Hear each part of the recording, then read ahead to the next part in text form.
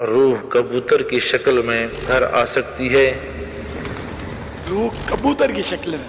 توبہ استغفر اللہ، توبہ استغفر اللہ، توبہ استغفر اللہ۔ یہ تو ایک مخصوص مذہب ہے لوگوں کا جو کفار ہیں ان کا ہے کہ وہ روح جو ہے نا کسی اور قالب میں کسی اور جسم میں ان کی منتقل ہوتی ہے اور اس کو مطلب آوا گون کہا جاتا ہے۔ تو یہ ہمارے ہاں یہ آوا گون کا عقیدہ جو ہے نا یہ خالص کفر ہے، اسلام سے اس کا کوئی تعلق ہی نہیں ہے۔ تو اس لیے وہ روح نکل گئی مسلمان کی یا غیر مسلم کی، غیر مسلم کی روح ہو جاتی ہے قید، مسلمان کی روح ہوتی ہے آزاد، قید نہیں ہوتی۔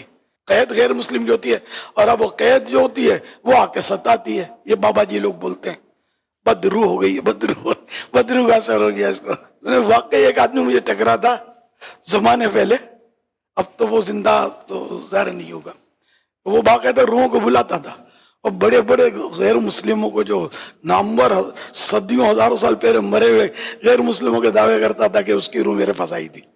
میں خیر مانتا نہیں تھا اس کو، میں نے کہا میں یار یہ اسلام اس کی حوصلہ شک نہیں کرتا ہے، اسلام میں ہے ہی نہیں ایسا۔ کافر کی روح تو قید ہوتی ہے، پاٹھے پڑھ رہے ہوتے ہو کہاں آئے گی یار تیرے پاس، ارے وہ تو عذاب میں ہوتی ہے۔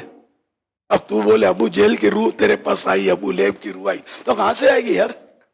ان کا تو کفر پر مرنا قرآن و حدیث سے ثابت ہے۔ ابو لہب کے خلاف تو حجب میں پوری تبت یدا صورت ہے، یہ کہاں آئے گی اس کی روح؟